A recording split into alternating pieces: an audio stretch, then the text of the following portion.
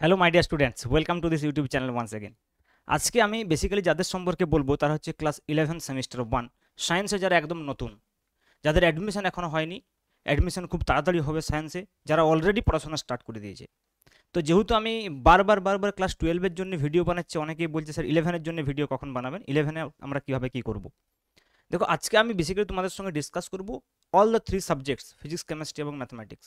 এই তিনটে সাবজেক্ট তোমরা কিভাবে, কোন কোন চ্যাপ্টার কিভাবে পড়বে এবং চ্যাপ্টারগুলোকে কিভাবে, তোমাদের পয়েন্ট অফ ভিউটা কিভাবে হওয়া উচিত।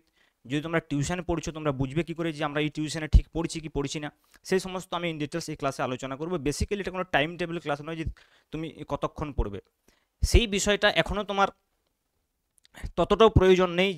এখন বেসিক বিষয়, তোমার এখন স্কুল শুরু হয়নি, তোমার এখনো অ্যাডমিশন হয়নি, তাহলে এই মুহূর্তে তোমার যেটা করণীয় সেটা হচ্ছে প্রত্যেকটা সাবজেক্টের পুঙ্খানুপুঙ্খভাবে বিশ্লেষণ, এবং তোমাকে এই সাবজেক্টগুলোকে বুঝতে হবে, সাবজেক্টগুলোকে ফিল করতে হবে। বেসিক্যালি তোমার যাতে প্রত্যেকটা সাবজেক্টে ইন্টারেস্ট আসে। আমি বারবার একটা কথা বলি যে ফিজিক্স, কেমিস্ট্রি এবং ম্যাথমেটিক্স, এই তিনটে সাবজেক্ট কোনো আলাদা আলাদা ইন্টারেস্টের বিষয় নয়। যদি তোমার কোনো একটা সাবজেক্টে ইন্টারেস্ট আসছে, তাহলে তিনটাতেই ইন্টারেস্ট আসতে বাধ্য। ওকে, বায়োলজিটা তুলনামূলকভাবে একটু আলাদা।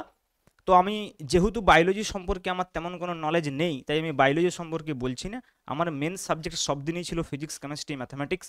আমি যখন আমি এইচএস পড়েছি তখনও ছিল এইচএস সায়েন্সে, এবং যখন আমি বিএসসি করেছি তখনও আমার এই তিনটে সাবজেক্টই ছিল, ফিজিক্স, কেমিস্ট্রি এবং ম্যাথামেটিক্স। ফিজিক্স ছিল আমার মেজর সাবজেক্ট, এবং কেমিস্ট্রি এবং mathematics as a minor subject আমি পড়েছি। যখন আমি নিজে জয়েন্ট এন্ট্রান্স দিয়েছিলাম, এআইট্রিপল দিয়েছিলাম, তখনও আমি এই তিনটে সাবজেক্ট পড়েছি। যখন আমি ইঞ্জিনিয়ারিংয়ের ফার্স্ট ইয়ার পড়েছিলাম তখনও আমি এই তিনটে সাবজেক্ট পড়েছি। পরে আমি ইঞ্জিনিয়ারিং ড্রপ করে, ইঞ্জিনিয়ারিং না করে ফিজিক্স অনার্স করি, কিন্তু আমি 1 বছর ইঞ্জিনিয়ারিং পড়েছিলাম, তখনও আমি এই তিনটে সাবজেক্টই, ফিজিক্স, কেমিস্ট্রি, ম্যাথামেটিক্স পড়েছি।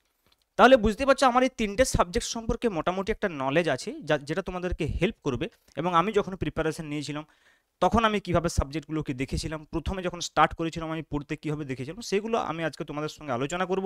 তার কারণ হচ্ছে এই মুহূর্তে যখন তোমরা স্টার্ট করছো, তোমাদের এই সাবজেক্টগুলোর বেস কী করে তৈরি হবে সেটা অত্যন্ত গুরুত্বপূর্ণ।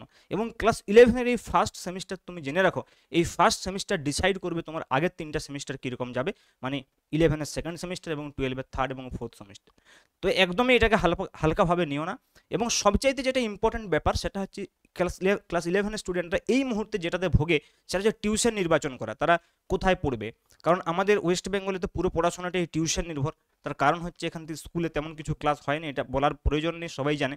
তাহলে যেহেতু টিউশন নির্ভর এবং অনলাইন, এখন অনলাইনেও প্রচুর টিউশন চলছে, অফলাইন টিউশন, তাহলে এই যে তার মধ্যে থেকে নির্বাচন করা, আমি আশা করছি আজকে যদি তোমরা আমার এই ভিডিওটা শেষ পর্যন্ত দেখো, তাহলে তোমাদের এই বিষয়টাও ক্লিয়ার হয়ে যাবে যে যেখানে তোমরা পড়ছো সেটা তোমাদের জন্য ঠিক কি ঠিক নয়।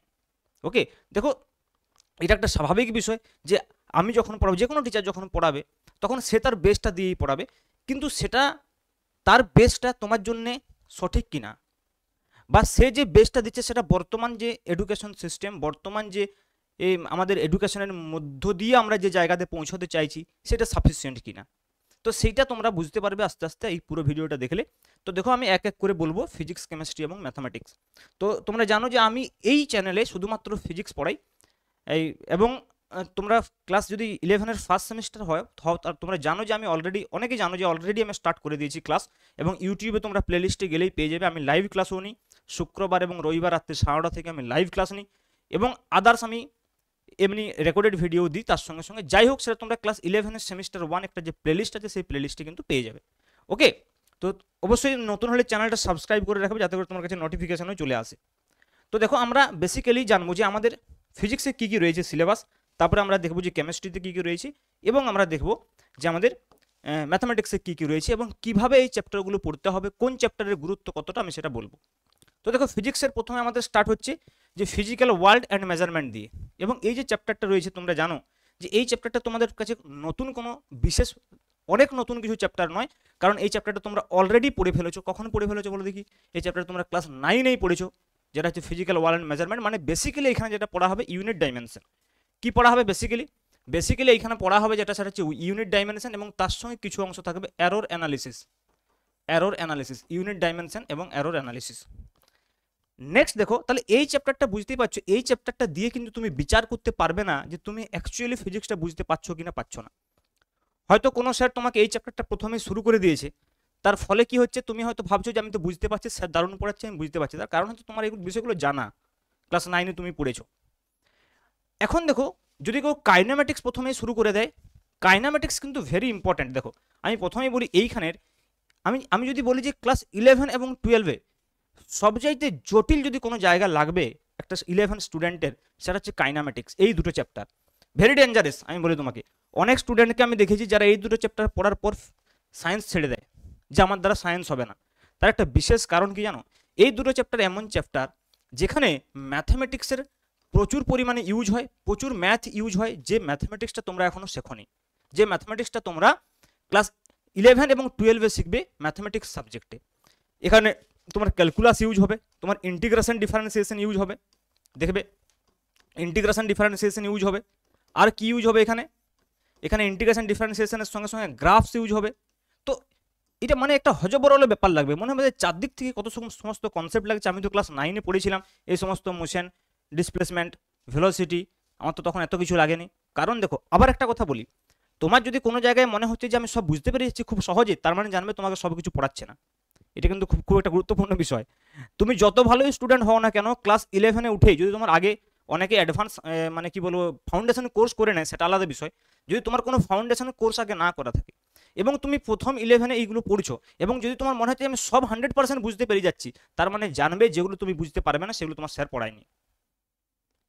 তাহলে তুমি কি করে বুঝবে যে আমাকে সব, তোমার যদি বোঝা এবং না বোঝার মাঝামাঝি সিচুয়েশনে যদি তুমি থাকো, মানে তোমার যদি এরকম মনে হয় যে কখনো কখনো মনে হচ্ছে বুঝতে পারছি, কখনো কখনো মনে হচ্ছে বুঝতে পারছি না, এই বুঝতে পারলাম, এই বুঝতে পারছি না, এই কন্ডিশনটার মধ্যে যদি তুমি থাকো, তাহলে তুমি বুঝবে তোমার স্যার তোমাকে ঠিকঠাক পড়াচ্ছে। হ্যাঁ, তাহলে তুমি বুঝবে তোমার স্যার তোমাকে ঠিকঠাক পড়াচ্ছে, তিনটে সাবজেক্টে, ফিজিক্স হোক, কেমিস্ট্রি হোক বা ম্যাথমেটিক্স হোক।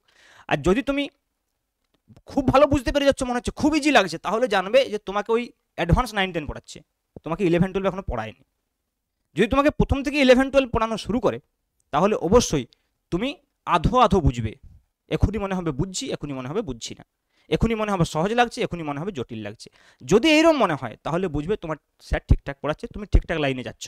ঠিক আছে, যেমন দেখো আমি যদি বলি যে এই চ্যাপ্টারটার কথা যদি আমি বলি, বিশেষ করে এই এই এই sub topic motion and plane, মানে মোশন অ্যান্ড ওয়ান ডাইমেনশন এবং মোশন অ্যান্ড প্লেন, এই জায়গাতে ইন্টিগ্রেশন ডিফারেন্সিয়েশন গ্রাফ চারদিক থেকে কনসেপ্ট আসবে। তখন তোমার কি মনে হবে যে আমি কিছুই বুঝতে পারছি না, স্যার হঠাৎ হঠাৎ কী সব বলে দিচ্ছে। তো এই জন্য দেখো, যে ভালো টিচার সে প্রথমে কিন্তু বেসিক ম্যাথামেটিক্স দিয়ে শুরু করবে। আমি তোমাকে বলি, সে প্রথমে কিন্তু বেসিক ম্যাথামেটিক্স দিয়ে শুরু করবে। সে এইটার জন্য অপেক্ষা করবে না যে ম্যাথামেটিক্সে কবে হবে তারপর আমি পড়াবো। তার কারণ কি জানো তো, তার কারণ হচ্ছে যে ম্যাথামেটিক্সে এমন কিছু বিষয় ক্লাস 12-এ শিখবে, তাহলে এখন ফিজিক্স তোমরা কি করে পড়বে।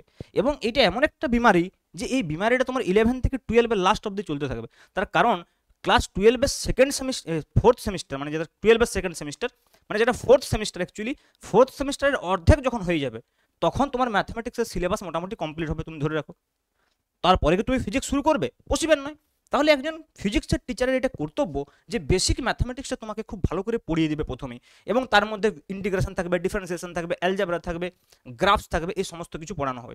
দেখবে আমি আমার প্লেলিস্টটাতে যদি তোমরা যাও, দেখবে প্রথমে আমি কিছু বেসিক ম্যাথামেটিক্স পড়িয়েছি, যেখানে আমি বেসিক্যালি অ্যালজেব্রা, ট্রিগোনোমেট্রি পড়িয়েছি। আমি এখনও ক্যালকুলাস পড়াইনি, কারণ অ্যালজেব্রা এবং ট্রিগোনোমেট্রি পড়িয়ে তারপরে আমাদের ভেক্টর চ্যাপ্টারটা পড়া যাবে, তাই আমি তারপরে ভেক্টর চ্যাপ্টারটা পড়ে নিয়েছি। ভেক্টরও আসলে বেসিক্যালি একটা ম্যাথামেটিক্সেরই কনসেপ্ট, ম্যাথামেটিক্সের চ্যাপ্টার। তোমরা দেখবে ক্লাস 12-এ ম্যাথামেটিক্সও তোমাদের ভেক্টর আছে, ভেক্টরও আসলে একটা ম্যাথামেটিক্যাল টুল, সেই বেসিক ম্যাথামেটিক্সে। তাই কিন্তু এটা ফিজিক্সের সিলেবাসও রয়েছে, কোয়েশ্চেন আসে।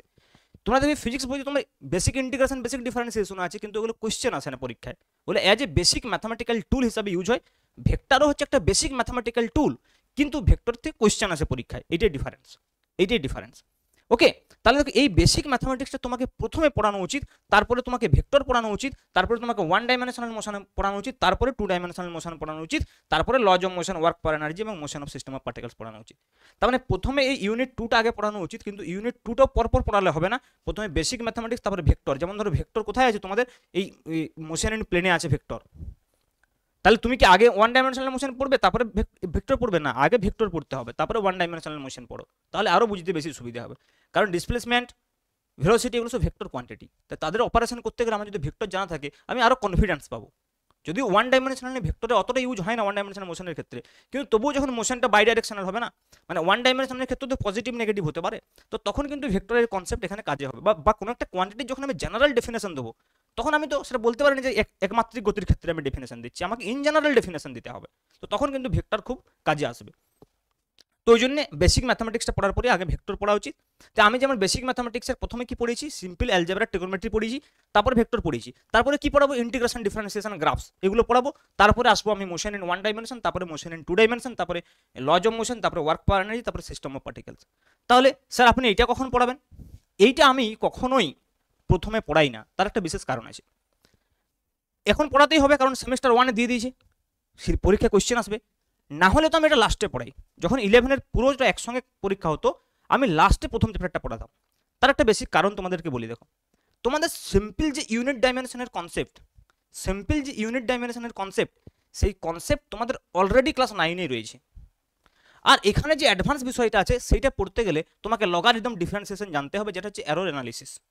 বিভিন্ন ধরনের এরর রয়েছে, তো সেগুলো তুমি প্রথমে পড়লে বুঝতে পারবে না যদি তোমার ইন্টিগ্রেশন ডিফারেন্সিয়েশন না জানা থাকে। থার্ড পয়েন্ট হচ্ছে কি না, আমরা কোনো একটা ফিজিক্যাল কোয়ান্টিটির যখন একক এবং মাত্রা নির্ণয় করি, তখন সেই ফিজিক্যাল কোয়ান্টিটিটার সঙ্গে সংশ্লিষ্ট ম্যাথামেটিক্যাল ইকুয়েশনটা জানতে হয়। যেমন ধরো আমি যদি বলি ফোর্সের ইউনিট ডাইমেনশন কি, তুমি সঙ্গে সঙ্গে মনে করবে F equal to M A, কিন্তু এই রাশিটা আসলে আমরা কোথায় পাচ্ছি, লজ অফ মোশনে। সেটা আলাদা কথা, তুমি ক্লাস 9-এ পড়ে ফেলেছো বলে মনে হচ্ছে।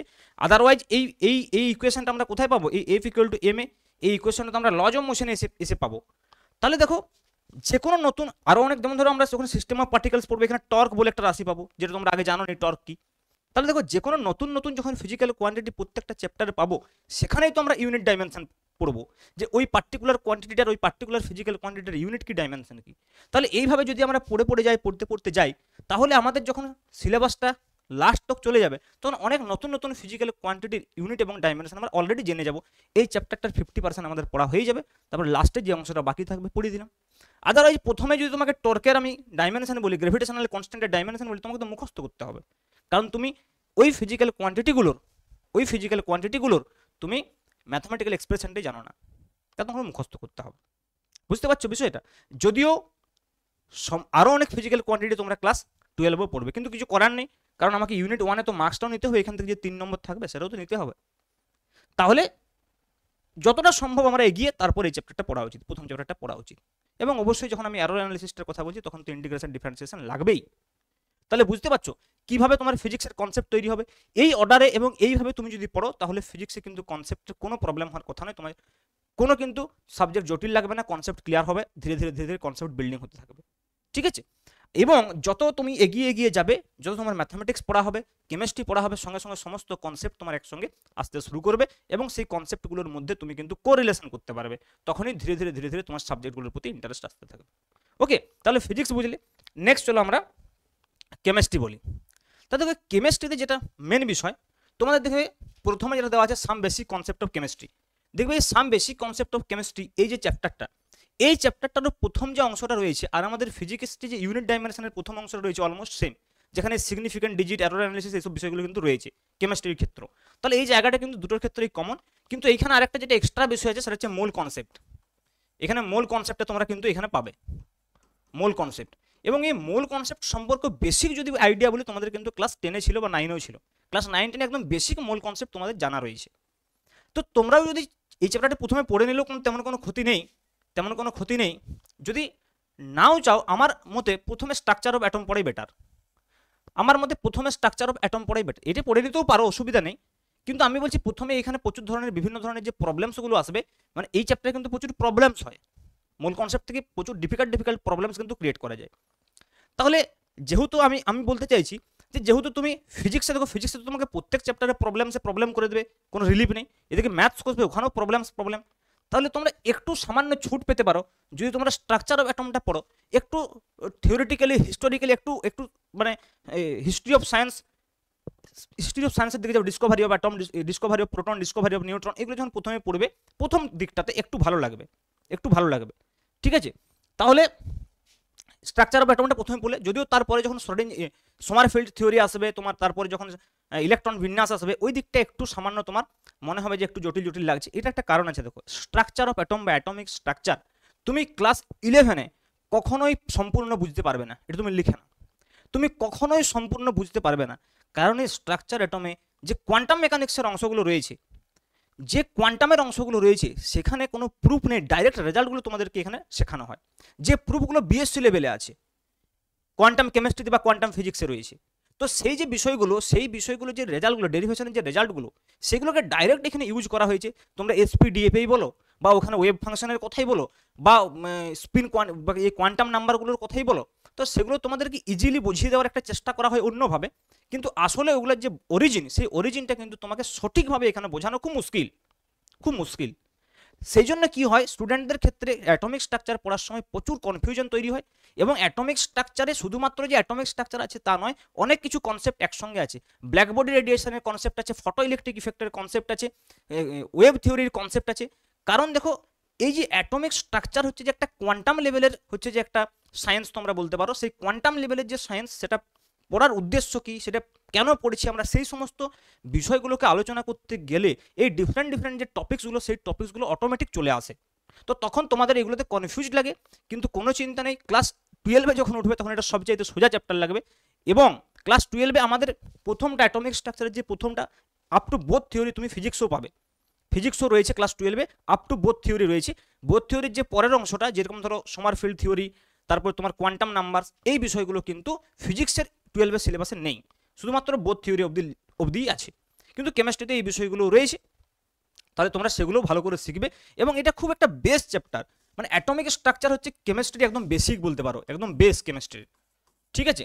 যদি আমরা এই চ্যাপ্টারটাকে বেসিক কনসেপ্ট বলছি, অ্যাকচুয়ালি কেমিস্ট্রির বেস হচ্ছে এই চ্যাপ্টারটা।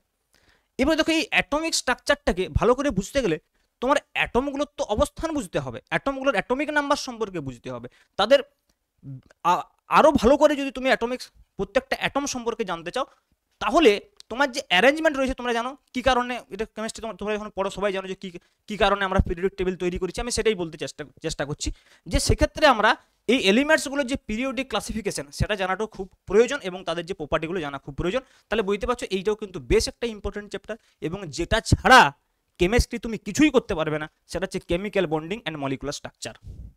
This is the base of chemistry, you can say this chemical bonding and the molecular structure is the backbone of chemistry. Without, যেমন একটা আমাদের ব্যাকবোন বা মেরুদণ্ড ছাড়া যেমন আমরা খাড়া হতে পারি না, তেমন এই কেমিস্ট্রি, এই চ্যাপ্টারটা যদি তোমার খুব ভালো কনসেপ্ট না থাকে, তুমি না অর্গানিক করতে পারবে, না ইনঅর্গানিক করতে পারবে, কিছুই করতে পারবে না। তাহলে যেটা মেন কেমিস্ট্রি, দেখো ফিজিক্যাল কেমিস্ট্রি যেটা রয়েছে, ফিজিক্যাল কেমিস্ট্রি বেসিক্যালি, কেমিস্ট্রি তিনটে ভাগ তোমরা জানো, ফিজিক্যাল কেমিস্ট্রি, অর্গানিক কেমিস্ট্রি এবং ইনঅর্গানিক কেমিস্ট্রি। ফিজিক্যাল কেমিস্ট্রির যেটা মেন অংশ, সেটা বেসিক্যালি ফিজিক্সের মতো, তুমি ডেরিভেশন করবে, কিছু ম্যাথমেটিক্যাল ইকুয়েশন থাকবে, তার উপরে নিউমেরিক্যালস হবে। যেরকম ধরো তোমাদের থার্মোডাইনামিক্স চ্যাপ্টার রয়েছে, সেটা পরের সেমিস্টার রয়েছে, এখানেও রয়েছে।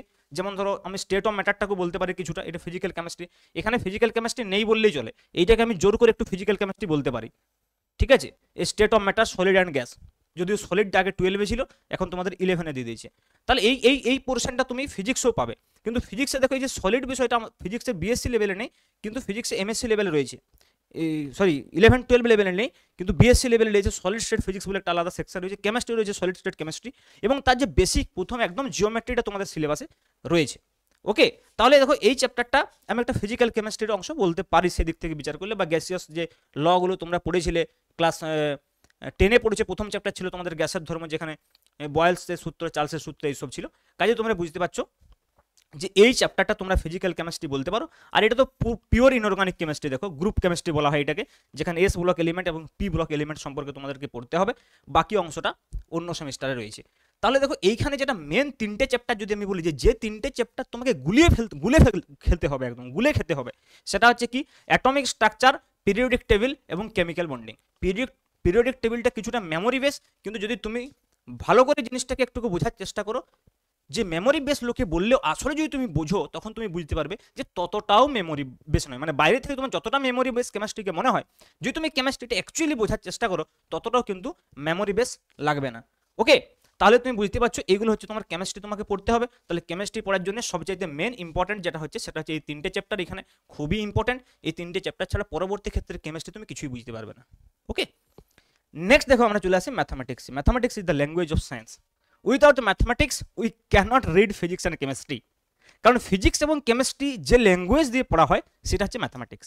তোমাকে যদি বলা হয়, যেমন আমি যদি বাংলা ল্যাঙ্গুয়েজ না জানি তোমাকে পড়াতে পারবো না, আমি যদি ইংলিশ ল্যাঙ্গুয়েজ না জানি এগুলো পড়তে পারবো না, তেমনি যদি ম্যাথামেটিক্যাল ল্যাঙ্গুয়েজ না জানো, ফিজিক্স কেমিস্ট্রি তুমি পড়তে পারবে না। Physics and chemistry both the subjects আর depends on mathematics. Physics is more, chemistry little less, কিন্তু without mathematics we cannot read physics and chemistry. So mathematics is the main backbone of science. এই জন্য আমি বারণ করি physics chemistry bio নিয়ে পড়তে। যদি কেউ ফিজিক্স ডাক্তার হওয়ার ইচ্ছে থাকে, ফিজিক্স কেমিস্ট্রি বায়ো নাও, কিন্তু ম্যাথসকে কিন্তু সাইডে রাখার চেষ্টা করবে। ঠিক আছে, অ্যাপ্লাইড ম্যাথস হিসাবেও রাখতে পারো, অথবা তোমরা মাইনর সাবজেক্ট হিসাবে রাখতে পারো, বা ম্যাথস তোমরা রাখবে। ম্যাথস না রাখলে কিন্তু ফিজিক্স কেমিস্ট্রি দুটো সাবজেক্টে ম্যাক্সিমাম লেভেলে পৌঁছানো কিন্তু খুব মুশকিল। ওকে, তাহলে দেখো আজকে ম্যাথামেটিক্সের আমাদের যেটা ফার্স্ট সেমিস্টার রয়েছে, দেখো আমি সিলেবাস ওয়াইজ যদি বলি না, কেমিস্ট্রি সিলেবাসটা তুলনামূলকভাবে আমার বেশি লাগছে ফিজিক্স এবং ম্যাথামেটিক্সের তুলনায়। ঠিক আছে, ঠিক আছে। কেমিস্ট্রিতে একটা সুবিধা রয়েছে, সিলেবাসটা বেশি হলেও কেমিস্ট্রিতে প্রবলেম কম করতে হয়। এখানে যেমন ধরো ফিজিক্সের ক্ষেত্রে কি হয়, তোমাকে থিওরি পড়তে হবে, আবার প্রবলেমসও করতে হবে। ম্যাথামেটিক্সের ক্ষেত্রে অতটা তোমাকে থিওরি পড়তে হচ্ছে না, কেমিস্ট্রির ক্ষেত্রে অতটা তোমাকে প্রবলেম করতে হচ্ছে না। যেমন ধরো কেমিস্ট্রি কতগুলো চ্যাপ্টার তোমার প্রবলেম নেই বললেই চলে। যেমন ধরো আমি যদি বলি এই চ্যাপ্টারে তেমন প্রবলেম নেই, এই চ্যাপ্টারে প্রবলেম নেই, তোমার প্রবলেম থাকবে প্রথম চ্যাপ্টারে প্রবলেম থাকবে অ্যাটমিক স্ট্রাকচারে ছোটোখাটো প্রবলেম, খুব বড় বড় প্রবলেম থাকে না। ঠিক আছে, পিরিয়ডিক টেবিলে কোনো প্রবলেম পাবে না, কেমিক্যাল বন্ডিংও খুবই ছোটোখাটো প্রবলেম পাবে, এইখানটা একটু প্রবলেম থাকবে গ্যাস চ্যাপ্টারটা থেকে, আর এই দুটো চ্যাপ্টার থেকে কোনো প্রবলেমই পাবে না তুমি। কিন্তু সেক্ষেত্রে ফিজিক্সে কোনো চ্যাপ্টারে তোমাকে এরকম ছাড় দিবে না, সব চ্যাপ্টারে থিওরি রয়েছে, সব চ্যাপ্টারেই প্রবলেম রয়েছে। আর ম্যাথামেটিক্সের ক্ষেত্রে থিওরিটা একটু ছাড় দেয় 11-12 ম্যাথামেটিক্স, কিন্তু বিএসসি লেভেল ম্যাথামেটিক্স আবার আলাদা, ওখানেও কিন্তু থিওরি প্রবলেম সবই করতে হয়। কিন্তু 11-12 ম্যাথামেটিক্সে দেখা যায় যে থিওরি অত না পড়লেও চলো, তবু বেসিক আন্ডারস্ট্যান্ডিংয়ের জন্য যদি থিওরি পড়ো সেটা খুবই ভালো বিষয়, হায়ার স্টাডির ক্ষেত্রে কাজে লাগবে। তাহলে দেখো এইখানে যেমন ধরো দ্য মোস্ট ইম্পর্ট্যান্ট যদি আমি বলি, এখানে যদি আমি মোস্ট ইম্পর্ট্যান্ট বিষয় বলি ম্যাথামেটিক্সের যেটা কাজে লাগবে, সেটা হচ্ছে এইখানে যেটা রয়েছে, সেটা হচ্ছে মোস্ট ইম্পর্ট্যান্ট হচ্ছে এই দুটো সেকশন, ট্রিগোনোমেট্রিক ফাংশনস, আরেকটা আমি বলতে পারি লিমিটস অ্যান্ড ডেরিভেটিভস, মানে বেসিক ক্যালকুলাস যেখান থেকে স্টার্ট হচ্ছে। ক্যালকুলাস যেখান থেকে স্টার্ট হচ্ছে, দেখো ক্যালকুলাস পুরো কিন্তু নেই, জাস্ট স্টার্টিং ক্যালকুলাসটা রয়েছে। এখন তুমি বলবে স্যার তাহলে বাকি চ্যাপ্টারগুলো, সমস্যা হচ্ছে তুমি ট্রিগোনোমেট্রিকে ভালো করে বুঝতে গেলে, তুমি লিমিটস অ্যান্ড ডেরিভেটিভসকে ভালো করে বুঝতে গেলে তোমাকে সেট রিলেশন এবং ফাংশন সম্পর্কে আইডিয়া থাকতে হবে। আর এই সেট রিলেশন ফাংশনস এর দুটো পার্ট রয়েছে, একটা পার্ট তোমরা 11-এ পড়বে, আর সেকেন্ড পার্টটা তোমরা 12-এ পড়বে। তো এখানে একদম বেসিক সেট রিলেশন ফাংশন দিয়ে তোমাদের স্টার্ট করা উচিত চ্যাপ্টার। তারপর এটি যেরকম আছে এরকমই আমরা স্টার্ট করতে পারি, কোনো সমস্যা নেই। তারপর ট্রিগোনোমেট্রি, তারপরে তোমরা কমপ্লেক্স নাম্বার এবং কোয়াড্রেটিক ইকুয়েশন মানে অ্যালজেব্রা একটু পড়ে নাও, লিনিয়ার ইনইকুয়ালিটি পড়ে নাও, পারমুটেশন কম্বিনেশন পড়ে নাও। পারমুটেশন কম্বিনেশন আবার খুব ইম্পর্টেন্ট, এটা না পড়লে তোমরা ক্লাস 12-এ প্রবাবিলিটি বুঝতে পারবে না। 12-এ তোমাদের একটা চ্যাপ্টার আছে প্রবাবিলিটি, সেই প্রবাবিলিটি কিন্তু তোমরা বুঝতে পারবে না যদি তোমরা পারমুটেশন কম্বিনেশন না পড়ো। আর লিমিটস এবং ডেরিভেশন না পড়লে তো পুরো দুনিয়া অন্ধকার, ক্যালকুলাস কিছুই পারবে না, ক্যালকুলাস না পারলে সব অন্ধকার, সব অন্ধকার। বুঝতে পারছো? তাহলে mathematics is the most important subject in that respect if you talk. আমি একজন ফিজিক্সের টিচার, ফিজিক্স পড়াই, তবু আমার বরঞ্চ যারা ফিজিক্সের টিচার তারা এটা বেশি ভালো বুঝতে পারে যে হাউ ইম্পর্ট্যান্ট ম্যাথামেটিক্স ইজ। কি বলছি বুঝতে পারছো? তাহলে mathematics is the very important subject, no doubt, এবং তোমাকে প্রত্যেকটা চ্যাপ্টার খুব ভালো করে পড়তে হবে। ঠিক আছে, তুমি পরপর পড়লেও পারবে, এবার চ্যাপ্টারের মধ্যে কিছু এদিক ওদিক করা যেতে পারে according to the depend on the teacher, কিন্তু এটা তুমি পরপর পড়তে পারো। কিন্তু এখানে যেটা মোস্ট ইম্পর্ট্যান্ট চ্যাপ্টার সেটা আমি বললাম যে ট্রিগোনোমেট্রিক ফাংশন এবং অবশ্যই লিমিটস অ্যান্ড ডেরিভেটিভ। এমনি তো সবগুলোই ইম্পর্ট্যান্ট, কোনোটাই তুমি ছেড়ে যেতে পারবে না, সবই পড়তে হবে।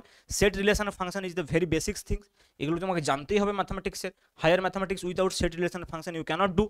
তারপরে তোমার ট্রিগোনোমেট্রি জানতে হবে, ট্রিগোনোমেট্রি জানলে না ফিজিক্স করতে পারবে না কেমিস্ট্রি করতে পারবে। কমপ্লেক্স নাম্বার কোয়াড্রেটিক ইকুয়েশন তোমাকে জানতেই হবে। Complex number is very interesting, আমরা কমপ্লেক্স নাম্বারে একটা খুব ইন্টারেস্টিং এক্সাম্পল মানে ইউজ করবো ক্লাস 12-এ যখন আমরা অল্টারনেটিং কারেন্ট পড়বো। অল্টারনেটিং কারেন্ট আমরা কমপ্লেক্স নাম্বারকে ইউজ করবো, ঠিক আছে তো। তারপর লিনিয়ার ইনইকুয়ালিটি তোমার সবসময় পারমুটেশন কম্বিনেশন না পড়লে প্রবাবিলিটি করতে পারবে না, লিমিট ডেরিভেটিভ না করলে তোমার ক্যালকুলাস দুনিয়া অন্ধকার। তাহলে বুঝতেই পারছো this three subject are so beautiful subject and very interesting subject and lot of things that you are going to know, lot of exciting things you are going to know in your 2-year course। এবং তোমাদের যে জীবন দর্শন, সেই জীবন দর্শনটাই পাল্টে যাবে যদি তোমরা খুব ভালোভাবে এই 2 বছর পড়াশোনা করো। জীবনে তো সাকসেসফুল হবে সেটা আলাদা কথা, তোমাদের জীবন দর্শনটা পাল্টে যাবে, আমি এটা বলতে চাইছি। ওয়ে অফ থিঙ্কিং চেঞ্জ হয়ে যাবে যদি তোমরা এই 3টে সাবজেক্ট খুব ভালো করে পড়ো। অবশ্যই বায়োলজি তোমরা পড়ো, কিন্তু বায়োলজিটা যেহেতু আমি ততটা বুঝি না তাই আমি বলছি না, তার মানে কিন্তু বায়োলজি আমি কোনো কম বা কিছু বলছি না। বায়োলজি এমন একটা সাবজেক্ট যেটার উপরে পুরো মেডিকেল ইন্ডাস্ট্রি দাঁড়িয়ে আছে, বুঝতেই পারছো। অবশ্যই উইথ দিস ফিজিক্স কেমিস্ট্রি, এবং ফিজিক্স কেমিস্ট্রি পড়তে গেলে ম্যাথামেটিক্স মানে পিসিএমবি বলতে পারো, physics chemistry math biology all are important subject. But according to your choice, you can go to physics, chemistry, math, or physics, chemistry, biology, or both physics, chemistry, math, and biology. But I always prefer physics, chemistry, math, biology. বাকি দেখো computer science টাইন্স এগুলো number হয়তো উঠে, কিন্তু ওগুলো তুমি শিখে যাবে, ওগুলো তোমার মেন সাবজেক্টে না থাকলেও শিখে যাবে। কম্পিউটার তোমার যদি মেন সাবজেক্টের সিলেবাসে না থাকে তুমি শিখে যাবে আজকের দিনে কম্পিউটার শেখাটা তেমন কোনো বিষয় নয়। কিন্তু বায়োলজি তুমি শিখতে পারবে না, তোমার যদি মেন সাবজেক্টে না থাকে কোনো ধরনের পড়া হবে না। কি বলছি বুঝতে পারছো? এবং কিন্তু তুমি যদি ডেভোটেড থাকো একদমই ইঞ্জিনিয়ারিং এর প্রতি, তাহলে সেক্ষেত্রে তুমি ফিজিক্স, কেমিস্ট্রি, ম্যাথের সঙ্গে কম্পিউটার সায়েন্স নিতে পারো, সমস্যা কিছু নেই। কিন্তু কেউ যদি মেডিকেলের জন্য প্রচন্ড ডেভোটেড থাকে, তাও আমি বলবো তার ম্যাথমেটিক্সটাকে তো নেওয়া উচিতই ফিজিক্স, কেমিস্ট্রি, বায়োলজির সঙ্গে, ঠিক আছে? বরঞ্চ ইঞ্জিনিয়ারিং ক্ষেত্রে গেলে বায়োলজিটা প্রয়োজন ততটা হবে না। কিন্তু যদি হায়ার লেভেলে কেউ কেমিস্ট্রি বা ফিজিক্স পড়তে চায়, তার বায়ো কেমিস্ট্রি, বায়ো ফিজিক্স কিন্তু সাবজেক্ট রয়েছে, সেখানে কিন্তু বায়োর সঙ্গে আবার এই সমস্ত সাবজেক্টের কম্বিনেশন রয়েছে। ইঞ্জিনিয়ারিংয়ে বায়োটেকনোলজি নিয়ে যদি কেউ পড়তে চায়, তো বুঝতে পারছি ইন্টার রিলেটেড রয়েছে, কিন্তু যদি তোমরা সেই জায়গাটা থেকে দূরে যেতে চাও, তাহলে অবশ্যই তোমরা অ্যাজ ইউজুয়াল চুজ করতে পারো। আর একটা বিষয় হচ্ছে, দেখো আমি তোমাদেরকে একটা কথা বলে দিই, সেটা হচ্ছে যে যত তুমি সাবজেক্ট কম্বিনেশনটাকে চেঞ্জ করবে, হায়ার অর্ডারে গিয়ে বা হায়ার স্টাডিতে গিয়ে তোমার অপরচুনিটি তত কম থাকবে। তুমি যদি ফিজিক্স, কেমিস্ট্রি, ম্যাথ, বায়ো নিয়ে পড়ো, তোমার আরও বেশি অপরচুনিটি থাকবে, ওকে?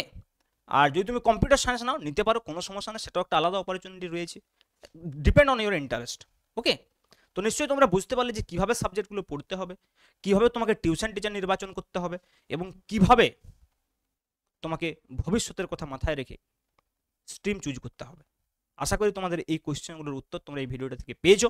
ভিডিওটা ভালো লাগলে অবশ্যই চ্যানেলটাকে সাবস্ক্রাইব করবে এবং বেল আইকনটা অবশ্যই ক্লিক করে রাখবে, কারণ নতুন নতুন ভিডিও প্রতি সপ্তাহেই আসছে 2-3টে করে, এবং তোমাদের যে রেগুলার কোর্স সেটা আমি কিন্তু পড়াচ্ছি, এবং প্লেলিস্ট তৈরি করা রয়েছে ক্লাস 11-এর সেমিস্টার 1-এ। Okay, thank you for today, thank you.